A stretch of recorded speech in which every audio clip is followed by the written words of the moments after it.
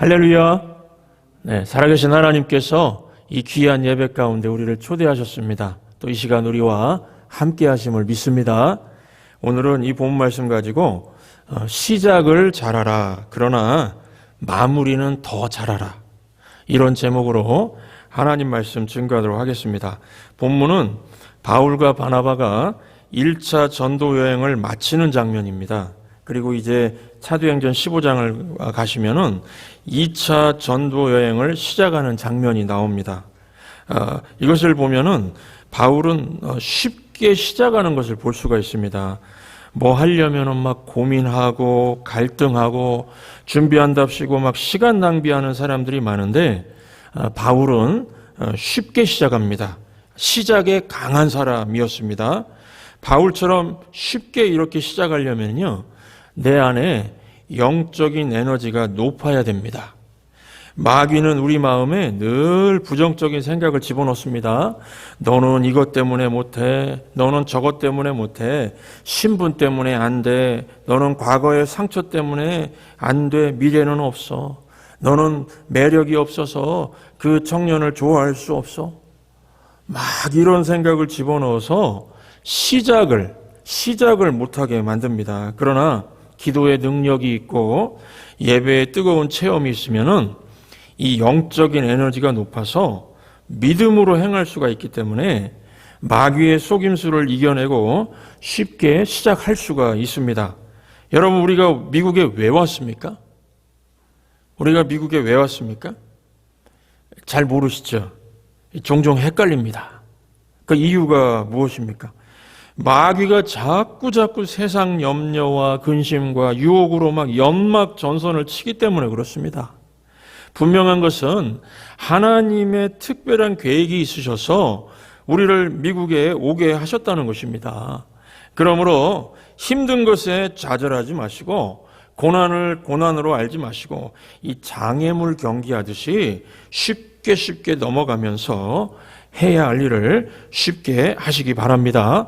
이 바울은요, 강한 믿음의 사람이었기 때문에 쉽게 시작했습니다. 시작에 강했습니다. 그런데 오늘 본문을 보시면은 마무리는 더 잘하는 것을 볼 수가 있습니다. 바울은 돌아보는 것을 잘하는 사람이었습니다. 물건을 팔고 그냥 끝나는 회사는요, 요즘 오래 못 갑니다. 그래서 이 비즈니스 전략 중에 그 애프터 서비스라는 게 있죠. 판 것은 시작이라면 애프터 서비스는 마무리를 잘하는 것입니다. 모든 크고 작은 비즈니스에 다 마찬가지입니다. 바울은 이 복음 역사를 할 때에 마무리를 잘하는 사람이었습니다. 그래서 복음을 전한 곳을 갔다가 다시 역순으로 말씀 보시면은 다시 돌보는 그러한 마무리를 하는 걸 볼 수가 있습니다. 어떤 인생이 인류 인생인가, 2류 인생인가, 3류인가를 보려면은 마무리를 잘하는지를 보면은 알 수가 있습니다. 어떤 사람이 욕심을 추구하고 쾌락을 추구하는 것을 어리석고 잘못된 인생이라고 합니다. 왜 그렇습니까? 이 사실 쾌락을 누리는 것도요, 그 속에 기쁨도 있고 또 낭만도 있고 그렇다고 합니다. 철야기도는 못하지만은 밤새 술 마시고 노래 부르고 이 춤추는 거는 또 할 수 있는 그런 사람도 있죠. 이것도 나름대로 가치 있고 재미가 있답니다. 그런데 왜 잘못된 인생이라고 하는가 하면요, 이런 인생은 마무리할 게 없습니다. 마무리가 불가능하다는 것입니다. 갑자기 죽게 되었을 때에 해놓은 게 있어야 마무리를 지을 수가 있는데 해놓은 게 없으니까 마무리가 안 되는 인생이 된다는 것입니다. 목사로서 여러분들보다 제가 두 가지를 더 많이 하는 게 있습니다. 결혼식 참석, 결혼식 주례, 또 장례식 참석, 장례식 주례입니다. 특별히 그 장례식에 가보면은 그냥 욕심대로 그 쾌락을 추구해가지고 산 사람 장례해 주시는 그 목사님 보고 있으면은요, 그 참 주례가 아니죠. 장례 집례하시는 그 목사님 할 말이 없어가지고, 할 말이 없어서 그 고심하는 게 눈에 보입니다. 저 역시도 속으로 거기 앉아 있으면요, 이렇게 살면 안 됩니다. 이렇게 살면 안 됩니다 하는 그 메시지가 막 나옵니다. 디모데후서 4장 6절부터 8절 보시면 이런 말씀이 있습니다. 나의 떠날 기약이 가까웠도다. 내가 선한 싸움을 싸우고 나의 달려갈 길을 마치고 믿음을 지켰으니 이제 후로는 나를 위하여 의의 면류관이 예비되었으므로 주 곧 의로우신 재판장이 그날에 내게 주실 것이로다. 이 말씀은 바울의 마지막 유언입니다. 마무리가 아주 깔끔하죠? 마무리가 너무 깔끔합니다. 이제 죽을 때가 되었다. 선한 싸움을 다 싸웠다. 후회가 없다. 후회가 없다. 이유가 무엇입니까? 믿음을 지켰으니까요. 이제 나는 생명의 면류관, 의의 면류관을 받게 될 것이다. 후회 없이 살았고 그리고 남는 인생, 얻는 인생이 되었으니 기쁘다고 말하고 있습니다. 바울은 이렇게 인생의 마지막도 마무리를 잘 하였지만요. 사실 그는 인생의 매 순간순간 마무리를 잘 하고 살았습니다. 이 마무리를 잘하는 사람은요. 작은 일이든 큰 일이든 매사에 쉽게 시작하고요. 마무리는 더 깔끔하게 잘합니다. 우리가 예수님과 함께 그 십자가에 못 박힌 그 우편 강도 있죠. 우편 강도 생각할 때 어떤 생각이 드십니까? 주여 당신의 나라에 들어갈 때 나를 기억하소서. 그 예수님께서 그래 오늘 네가 나와 함께 낙원에 있으리라. 이 강도 생각할 때 어떤 생각 드십니까? 인생 마무리를 잘했죠? 그렇다고 우리가 이 강도를 닮고 싶다고 말하지 않습니다. 그 강도 참 다행이다. 그렇지 나도 그렇게 살고 싶다고 하지 않습니다. 왜 그렇습니까? 삶은 엉망이었습니다. 그의 삶은 엉망이었습니다. 반면에 바울은 닮고 싶습니다. 마무리 잘하는 인생인데요. 인생 전체를 통해서 이것을 보여주고 있습니다. 오늘 본문 보시면은 1차 전도 여행을 마치고 새로운 시작을 위해서 마무리를 아주 잘하고 있습니다. 그러니까 바울은 순간순간 마무리를 잘하는 사람이었다는 것입니다. 어떻게 하면 우리가 마무리를 잘하면서 내 인생 후회 없이 살았다 말할 수 있을까요? 어떻게 하면 마무리가 올바른 신앙생활을 할 수 있을까요? 본문을 통해서 간단히 두 가지만 살펴보기로 하겠습니다. 첫 번째는 마무리를 잘하려면 목표가 올바라야 됩니다. 목표가 올바라야 됩니다. 요즘 많은 사람들이 목표 같지 않는 것을 목표라고 합니다. 어린아이가 어른 되고 싶다고 하고 소녀애가 빨리 커서 여자가 되고 싶다고 하고요. 많은 사람들이 늙는 것 자체가 목표라고 생각합니다. 그때 넘어가야 할 것들을 목표라고 생각합니다. 20대 청년이요. 좋은 직장 구하고 결혼하고 싶다고 합니다. 이 말은 10년 지나서 30대 정도에 이렇게 되고 싶다고 하는 것입니다. 또 30대가 되면은 개인 비즈니스 시작해서 가게 하나를 갖고 싶다고 합니다. 그 말은 40대를 그렇게 지내고 싶다는 말이겠죠. 40대는 my home, 내 집, my home을 갖고 싶다고 합니다. 그 말은 50대가 되면은 파킹도 있고 화장실도 몇 개 있는 집을 갖고 싶다는 말이겠지요. 그리고 50대는요, 노후 대책하겠다고 합니다. 여러분, 이것이 목표입니까? 나이 먹으면서 그때 얻을 수 있는 것이 진정 인생을 걸만한 가치가 있습니까? 인생이 얼마나 길다고 노후 대책 그런 얘기를 막 하고 그러나요? 사후 대책이면 모르겠지만은 그렇죠? 사후 대책. 여러분, 먹고 사는 것이 가치 있는 목표일까요? 20대는 30대 되는 것이 목표고 30대는 40대 되는 것이 목표고 그때 넘어가는 것이 목표라고 하고 그냥 세속의 물결에 따라가는 인생 사는 사람은요. 마무리가 안 되는 인생을 살 수밖에 없습니다. 인생을 어떻게 살 것인가? 인생을 어떻게 살 것인가 하는 것을 잘 보여주는 예수님의 비유가 바로 달란트 비유입니다. 2달란트, 5달란트 받은 사람은 충성해서 남기는 인생을 사니까 주인이 칭찬하고 또 다른 큰 일을 맡게 되었습니다. 그런데 1달란트 받은 사람은 현상 유지하고 자기 것을 잃지 않으려고요.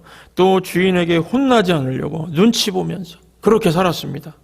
이런 인생은 악하고 게으른 인생이라고 주인집에서 쫓겨나게 되었습니다. 여러분, 우리가 가진 것 가지고 남기는 인생을 살아야 한다는 것입니다. 그러려면은 가치 있는 목표가 있어야 됩니다. 하나님께서 그때그때 주시는 것이 목표가 되지 말고요. 저는 청년사역 하면서 애인이 없습니다. 또 돈이 없습니다. 그거에 목매는 애들 보고서 제가 과감히 믿음으로 도전을 늘 했습니다. 형제요, 자매요. 10년 후에 주님이 다 주실 거 가지고 왜 지금부터 그거에 목표를 두느냐? 정말 주님을 위해서 가치 있는 목표가 그렇게도 없는가? 그렇지 않습니까? 그때 주시는 것이 목표가 되지 말고요. 하나님의 원하시는 뜻이 무엇인가? 이게 목표가 되어야 되지 않겠습니까? 다시 말해서 하나님이 주신 사명이 우리 목표가 되어야 한다는 것입니다. 이 바울은 가치 있는 목표가 있었습니다. 하나님이 주신 사명이 그의 목표였습니다. 본문 보시면은 1차 전도 여행을 마무리하면서 바울의 사명이 무엇입니까? 그의 목표가 무엇입니까? 오늘 21절, 22절 보시면은 복음을 그 성에서 전하여 많은 사람을 제자로 삼고 루스드라와 이고니온과 안디옥으로 돌아가서 제자들의 마음을 굳게 하여 이 믿음에 머물러 있으라 권하고 또 우리가 하나님의 나라에 들어가려면 많은 환난을 겪어야 할 것이라 하고. 무슨 말씀입니까? 복음을 전하고요. 예수 믿는 성도들이 믿음에 거하도록 하는 것이 바울의 목표였습니다. 이거는 목사의 목표가 아니고 성도의 목표입니다. 또 바울이 말하죠. 우리가 하나님 나라에 들어가는 것. 나만 들어가는 것이 아닙니다. 우리가 나만 들어가는 것이 아니라 많은 사람들이 들어가는 것이 그의 목표였습니다. 여러분, 우리도 하나님이 그때 주신 것을 목표로 하지 말고 나에게 주신 은사와 건강과 재물 가지고 하나님의 소원을 풀어드리는 사명을 이루는 것을 목표로 삼으시기 바랍니다. 제가 아는 이 권사님 중에 우리 천성교회 권사님 아니시고요. 제가 아는 권사님 중에 참 선하시고 친절하신 분인데 그분과 대화하면서 제 마음이 참 안타까운 적이 있었습니다. 초등학교 다니는 자녀를 두고 좋은 대학 가게 해달라고 기도하고 대학 졸업하니까 좋은 직장 얻게 해달라고 기도했다고 합니다. 좋은 직장 구하면은 이제 결혼 잘하게 해달라고 기도하고 결혼 잘하면은 애 잘 낳게 해달라고 기도하다 보니까 어느새 목사님, 내가 나이 들어서 늙어 있습니다. 여러분, 이것이 정말 성도의 목표입니까? 우리에게 하나님이 그때그때 주신 재능과 건강, 재물 가지고 하나님의 나라를 위해서 헌신해야 되지 않겠습니까? 뭘 자꾸 달라고 그렇게 안 해도요. 올바른 목표를 가지고 사명을 이루려고 뛰면은 하나님이 필요한 것 안 주시겠습니까? 요한복음 14장 13절 14절을 보시면 너희가 내 이름으로 무엇을 구하든지 내가 시행하리니 이는 아버지로 하여금 아들을 인하여 영광을 얻으시게 하려 함이라. 내 이름으로 무엇이든지 내게 구하면 내가 시행하리라. 무슨 말씀입니까? 우리가 하나님의 영광을 구하는 삶을 살면은 다 이루어 주시겠다는 것입니다. 내 영광만 구하니까 안 들어주시는 것이다. 저 그렇게 해석하고 있습니다. 내 영광이 아닙니다. 우린 마음이 급해서 이 정말 인생을 누리는 법을 잘 모를 때가 너무나 많습니다. 내 영광이 아닙니다. 하나님 나라의 영광을 위해서 구하면 모든 것을 주시겠다 이렇게 말씀을 하고 있습니다. 내 영광은요, 우리 인생의 목표가 될 수 없습니다. 하나님의 영광을 구해야 이 땅에서도 복되고 이 땅을 떠나서 천국 가서도 복되다는 것을 꼭 확신하시고 하나님 앞에서 올바른 목표와 사명 가지고 남은 여생을 뛰시는 저와 여러분들 되시기를 주의 이름으로 축원합니다. 두 번째로 마무리 잘하는 인생을 살려면은 목표를 세웠습니다. 그러면요, 목표에 대한 대가를 지불하는 삶을 살 수 있어야 한다는 것입니다. 바울은 예수님의 복음을 전하고 믿음으로 사는 사람들을 얻기 위해서요, 19절 보니까요, 돌에 맞는 일까지 감수합니다. 19절, 유대인들이 안디옥과 이고니온에서 와서 무리를 충동하니 원정까지 왔습니다. 바울을 핍박하려고요. 다른 도시에서요.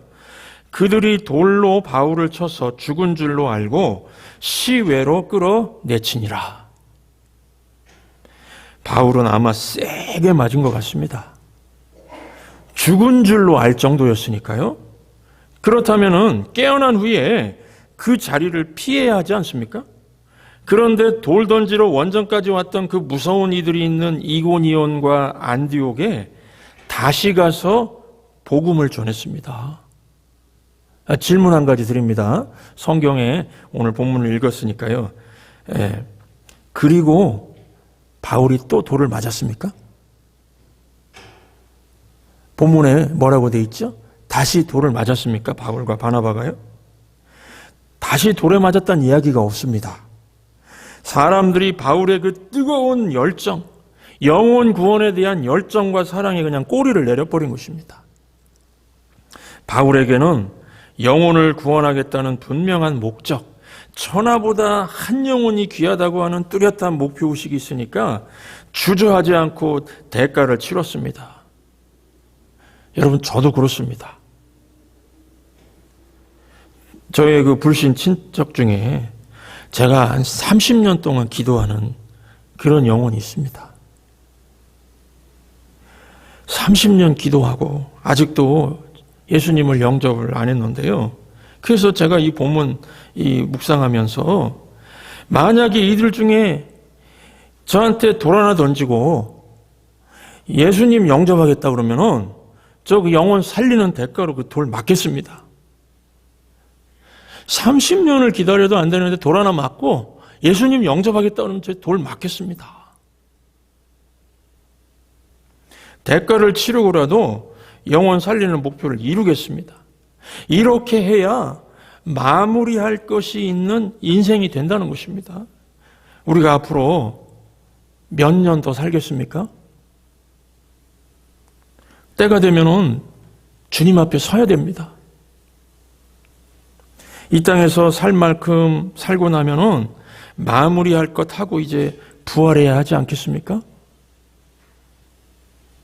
저의 삶을 이끄는 말씀이 있습니다. 제가 미국에 유학 오면서도 꼭 붙들고 왔던 말씀인데요. 빌립보서 3장 10절에서 11절 말씀입니다. 내가 그리스도와 그 부활의 권능과 고난에 참여함을 알려하여 그의 죽으심을 본받아 어찌하든지 죽은 자 가운데서 부활에 이르려 하노니. 여러분, 우리 인생은 죽을 때 끝나지 않습니다. 예수님 만나야 그때 마무리됩니다. 부활해서 주님 앞에 서야 우리 인생이 다 정리되는 것입니다. 그날에 주님께서 말씀하시기를 그때 그래 복음 전하다가 매 맞아서 많이 아팠지 위로해 주십니다. 그때 몸살 나서도 말씀 전하느라가 참 수고 많았지. 그때 비난하고 떠난 그들 때문에 너 많이 울었지. 이제 너의 눈물은 끝. 이렇게 주님께서 위로해 주시고 상급 주실 때 그 상급 받을 때에 우리 인생은 마무리가 된다는 것입니다. 이 성도는요. 옛날이요.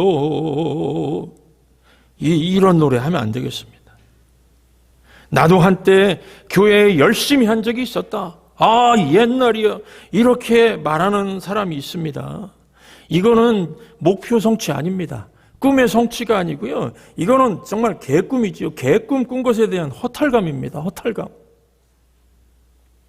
과거에 예수님 영접하고 주를 위해서 살겠다고 눈물 흘리고 회개했으면은요, 지금 현재 대가를 치르고 사는 것이 중요합니다.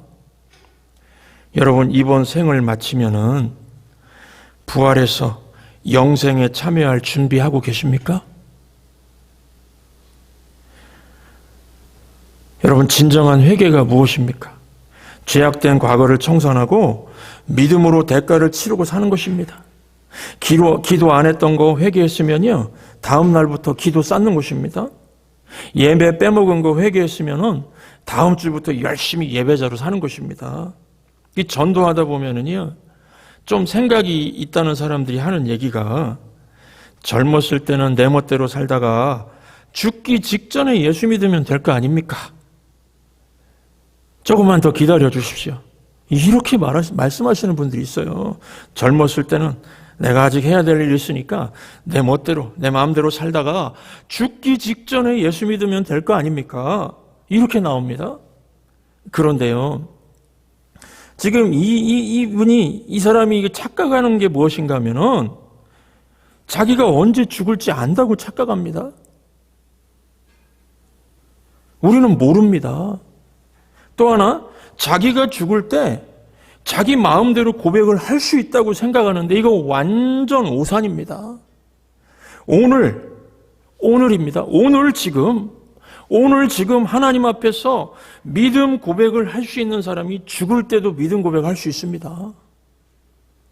그리고 믿음을 고백한다고 하는 것은 내 믿음에 대한 대가를 치르는 것입니다. 그래서 믿음의 삶은요, 감출 수가 없습니다. 지금 믿는다면은 지금 하나님 앞에 기도하는 사람이 되어서 사는 것입니다. 그래야 마지막 죽을 때도요, 기도할 수 있습니다. 스데반처럼 무릎 꿇고 기도하면서 주님께 갈 수가 있습니다. 그래서 이거는 조금 제가 과장이라고 할 수 있을지 모르겠는데, 근데 이게 사실적인 요소가 참 많습니다. 여러분의 마지막에 어떻게 돌아가실지 제가 조금 감이 오는 것이 우리 성도들 바라볼 때요, 지금 성도들의 삶을 보면은 마지막 순간이 보입니다. 목사한테 준 주님의 그 특별한 은혜라고 할까요? 지금 어떻게 사시는지 그 삶을 보면은 마지막 순간이 보입니다. 그러므로 우리가 이 땅에서 마무리를 잘하려면은 오늘 사는 자세가 중요합니다. 지금 순종하는 것입니다. 지금 믿음의 대가를 치르는 것입니다. 지금 믿음의 삶을 보이는 것입니다. 마지막 때에 기도하는 모습으로 죽고 싶습니까? 지금 기도하셔야 됩니다. 마지막에 찬송으로 끝나고 싶으십니까? 지금 찬송하셔야 됩니다. 마지막에 다 이루었다, 이렇게 고백하고 싶으십니까? 오늘 하나님 주신 일에 마무리를 잘하시고 순종하시고 용서할 사람 용서하며 사시기 바랍니다. 여러분들 이 땅의 삶을 살고 나면은 부활에 참여하는 것에 목표를 두시고 믿음의 대가를 치르며 사시기를 바랍니다. 우리 교회도요, 이런 목표가 있습니다. 앞으로 20년, 30년 내다보고 자녀 세대, 다음 세대를 부흥시키자는 목표가 있습니다. 그래서 여기 있는 신두현 목사는 그 브리지, 다리 역할 하다가 가려고 합니다. 이게 제 목표입니다. 1세대와 2세대를 연결해주는 다리 역할. 이게 제 목표가 되겠습니다. 지금은 1세대가 2세대보다 숫자가 많습니다. 그러나 시간이 지나면서 이제 2세대가 1세대보다 많아질 것입니다. 5년이 걸릴지 10년이 걸릴지 모르지만 분명히 이러한 역사가 벌어지게 될 것입니다. 그러면은 그때는 2세대가 리더십을 갖고 교회를 이끌어 가야 됩니다. 2세대를 이끌 목회자가 세워져서 그때는 이제 2세대와 3세대를 섬겨야 할 때가 오게 될 것입니다. 이런 목표를 갖고 있습니다.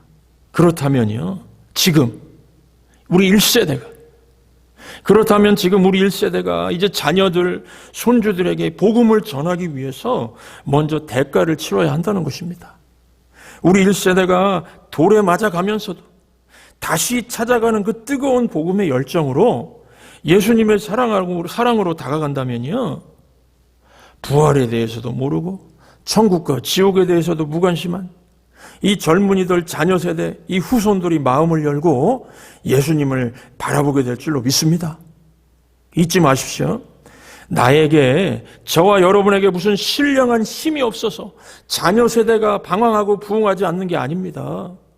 내가 대가를 치르지 않기 때문에 그렇습니다. 말만 해서 미래가 오는 게 아니고요, 그냥 기도만 해가지고 미래가 오는 게 아닙니다. 목표에 대한 대가를 치러야 됩니다. 순종하고 전도하고 시간을 같이 보내고 섬기고요, 우리가 대가를 치를 각오를 해야 되겠습니다. 우리 이승원 원로 목사님이 그 국민학생 마리아를 전도를 했습니다. 대단한 열정입니다. 다음 세대를 위해서 이렇게 선두에서 대가를 치르는 그런 모습을 보여주십니다. 주일 아침마다요, 이 어린아이 한 명을 픽업을 하시고 또 데려다 주시고 그렇습니다. 이 제게는 큰 본이 되어 주십니다. 우리 교회는 우리 모든 성도들이 다음 세대를 위해서 대가를 치를 줄 알고, 내 영광 아닙니다. 내 영광이 아니라 하나님 나라의 영광을 위해서 바른 목표를 갖고 함께 뛸 수 있기를 주의 이름으로 축원합니다. 이제 우리 말씀 기억하시면서 찬송가 359장, 찬송가 359장입니다. 359장을 다 함께 부르시겠습니다.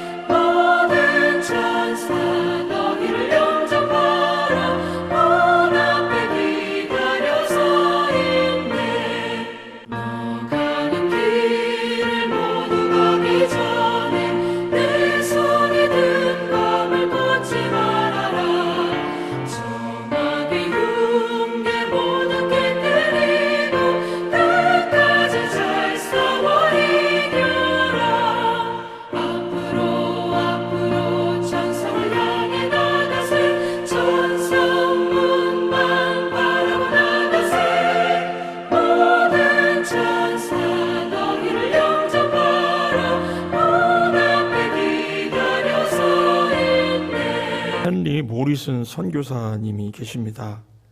이 헨리 모리슨 선교사님 이렇게 생기셨는데요.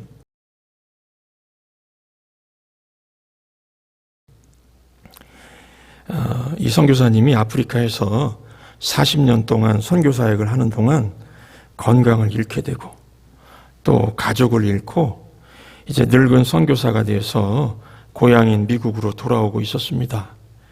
그런데 그가 타고 있는 돌아오는 배에는 아프리카의 한 국가를 방문하고 코끼리 사냥을 하고 돌아오는 미국 대통령이 타고 있었습니다.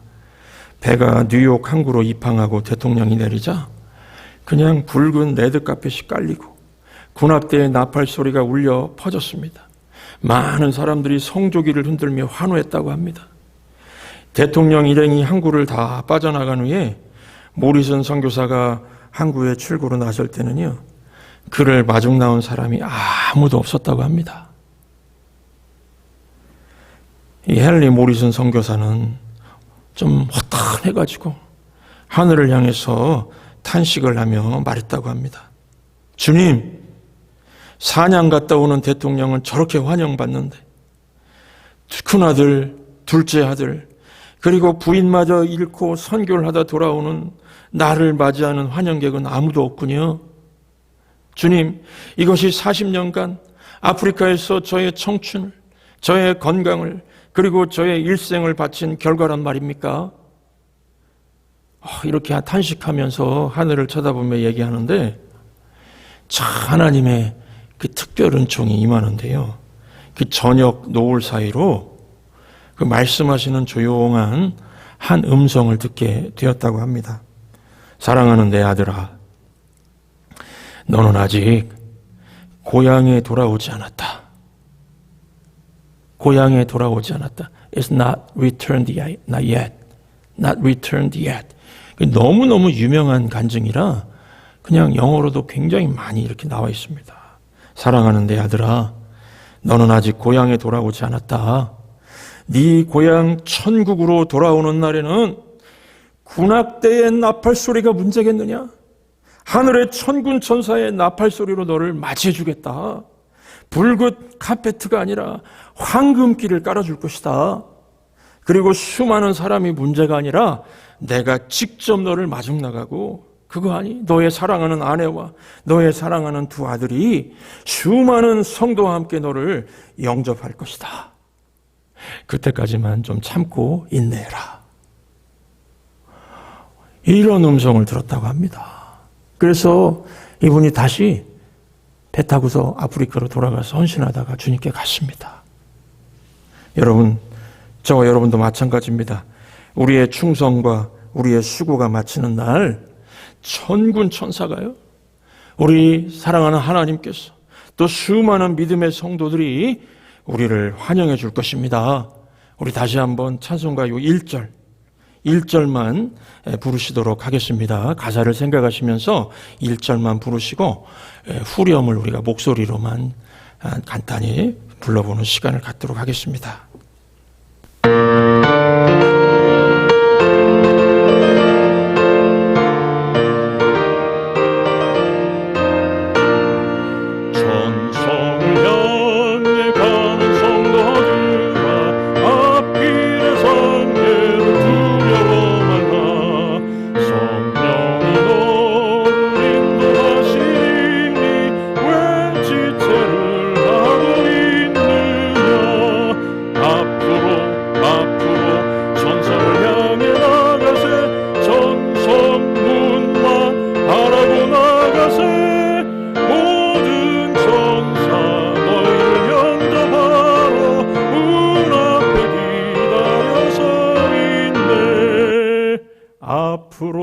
앞으로 천성을 향해 나가세. 모든 천사 너희를 영접하러 문 앞에 기다려 서 있네. 앞으로 천성을 향해 나가세. 주님 직접 너희를 영접하러 문 앞에 기다려 서 있네.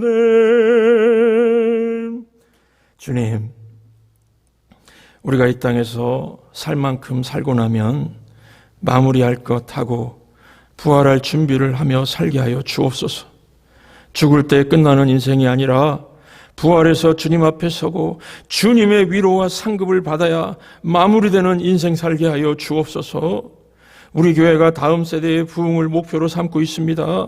뜨거운 복음의 열정으로 우리 1세대가 자녀들과 손주들에게 천국 복음을 전하면서 꿈에 대한 대가를 치르게 하여 주옵소서. 주여, 그 날에 그 날에 보게 하여 주옵소서.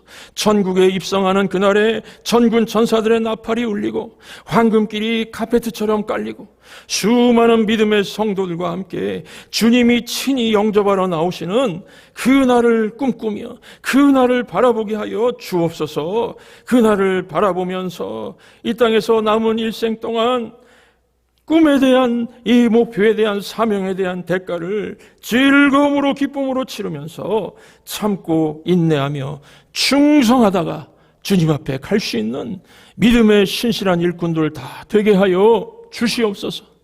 오늘 드린 예물 가운데도 주여 함께 하시고 우리 교회는 모든 재원과 자원과 인력을 다 동원하여서 주님께서 주신 사명을 이루고자 하는 일에 총력을 기울이는 우리 교회가 되게 하여 주시옵소서. 예수님의 이름으로 기도하옵나이다. 아멘.